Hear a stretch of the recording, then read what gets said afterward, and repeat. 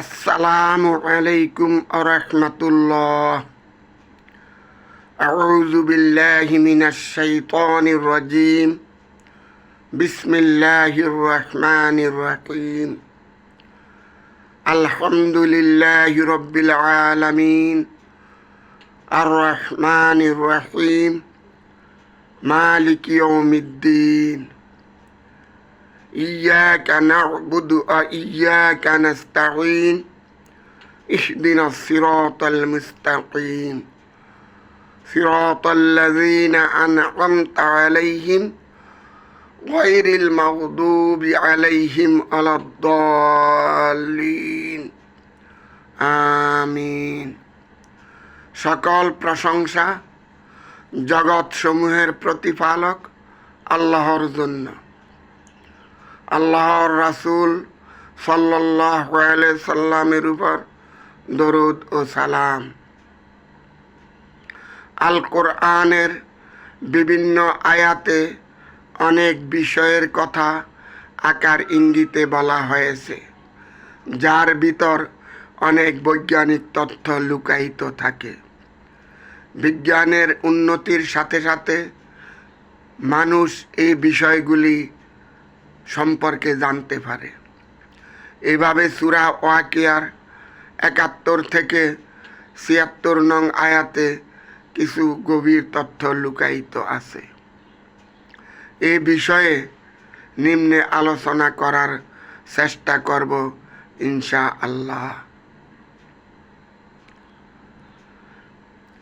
৭১ নং আয়াতে আল্লাহ বলেন, আউযু বিল্লাহি মিনাশ শাইতানির রাজীম। আফারাআইতুমুন নারাল্লাতী তুরুন। অর্থ, তোমরা যে আগুন জ্বালাও সে সম্পর্কে কি তোমরা চিন্তা করে দেখেছ? ৭২ নং আয়াতে বলে, উল্লেখ করেন আল্লাহ তাআলা, আনতুম আনশাআতুম শাজারাতাহা আম নাহনুল মুনশিউন।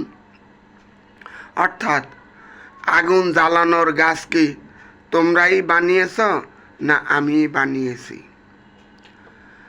৭৩ নং আয়াতে উল্লেখ করা হয়েছে, নাহনু জাআলনাহা তাযকিরাতাম ওয়া মাতাআল লিল মুকিন। অর্থাৎ, আমি তাকে অর্থাৎ গাছকে করেছি স্মরণের নিদর্শন এবং মরুবাসীদের জন্য জীবনের উপকরণ। আর ৭৪ নং আয়াতে উল্লেখ করা হয়েছে, ফাসাব্বিহ বিসমি রব্বিকাল আযীম। কাজেই হে নবী, আপনি আপনার রবের মহিমা ও গৌরব ঘোষণা করুন। ৭৫ নং আয়াতে বলা হয়েছে, ফালা উকসিমু বিমাওয়াকিন নুজুম। অতঃপর তারকাসমূহের পতিত হওয়া স্থানের শপথ করছি আমি। ৭৬ নং আয়াতে উল্লেখ আছে, ওয়া ইন্নাহু লাকাসামুন লা তা'লামুনা আযীম। আবার পড়ছি আয়াতটি, ওয়া ইন্নাহু লাকাসামুন লাউ তা'লামুনা আযীম। অর্থাৎ, এ এক মহাশপথ যদি তোমরা জানতে। এবার উক্ত আয়াতগুলি নিয়ে একটু সংক্ষিপ্ত আলোচনা করা যাক। প্রথমে বৃক্ষ থেকে আগুন জ্বালানোর কথা বলা হয়েছে। অর্থাৎ, আগুন জ্বালানোর জন্য যে প্রয়োজনীয় উপাদান দরকার তা গাছের মধ্যে আছে। এই গাছ আল্লাহর এক অনন্য সৃষ্টি, কারণ সমস্ত জীবজগৎ এই গাছের উপর নির্ভরশীল। এই প্রসঙ্গে এখন আলোচনা করব না, এটি বিস্তারিত আলোচনার বিষয়। এরপরে বলা হয়েছে, গাছ হলো আল্লাহর এক স্মরণীয় নিদর্শন এবং মরুবাসীদের জন্য জীবনের উপকরণ। এখানে মাতা শব্দ ব্যবহার করা হয়েছে, অর্থাৎ দুনিয়ার ভোগের সামগ্রী। আমরা বর্তমানে দেখি মধ্যপ্রাচ্যের মরুময় অঞ্চলগুলিতে পাওয়া যায় প্রচুর প্রাকৃতিক গ্যাস ও পেট্রোলিয়াম, যা তাদের জীবনকে আমূল পরিবর্তন করে দেয়।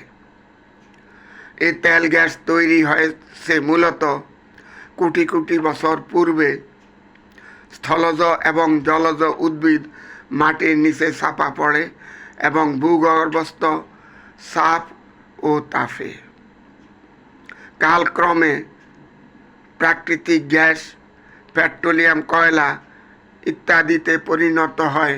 উক্ত গাছগুলি বিভিন্ন রাসায়নিক প্রক্রিয়ার মাধ্যমে কোটি কোটি বছর ধরে,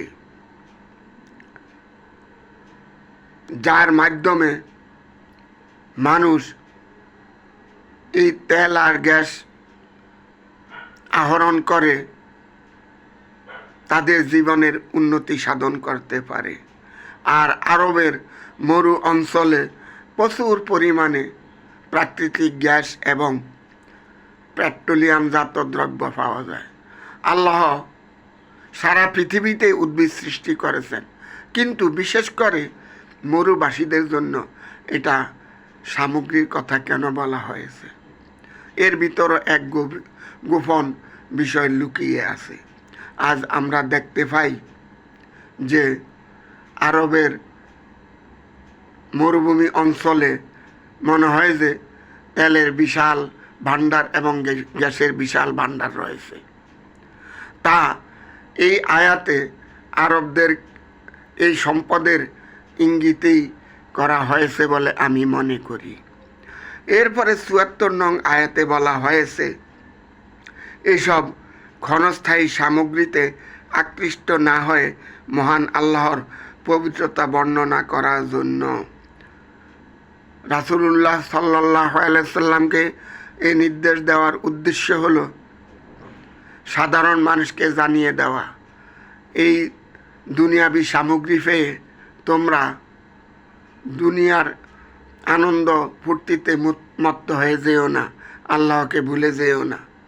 আল্লাহর মহাপবিত্রতা ঘোষণা করো এবং তারই অনুগত হও। আর যদি না হয় তাহলে পরবর্তী যে প্রসঙ্গ, এই প্রসঙ্গটা আগের প্রসঙ্গ থেকে সম্পূর্ণই ভিন্ন।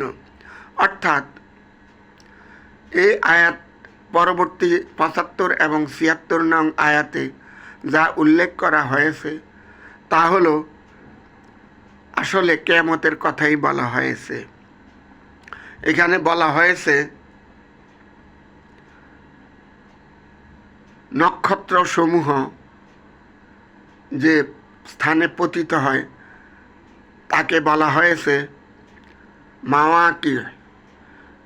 মাওয়াকিয় হল মাকিয়ের বহু বচন, আর ওয়াকিয়া অর্থ হইল কিয়ামত বা চূড়ান্ত ধ্বংস। তাহলে নক্ষত্রগুলি যে স্থানে পতিত হবে সেই স্থানের শপথ করা হয়েছে। বর্তমানে বিজ্ঞানীরা বলেন বড় বড় নক্ষত্র বা নক্ষত্রগুলি সুপারনোভার মাধ্যমে ব্ল্যাক হোলে পরিণত হয়, আর তার আশেপাশের সমস্ত কিছু এ ব্ল্যাক হোলে পতিত হয়। আল্লাহ বলেন যখন মানুষ আল্লাহর সমস্ত বিধিবিধান ভুলে যাবে, তাদের প্রতি চূড়ান্ত সময় আসবে, তখনই কিয়ামত নেমে আসবে এবং এই সমস্ত সব কিছু নিয়ে সূর্য তার আশেপাশে যত গ্রহ আছে সবগুলি নিয়ে সুপারনোভার মাধ্যমে ব্ল্যাক হোলে পরিণত হবে।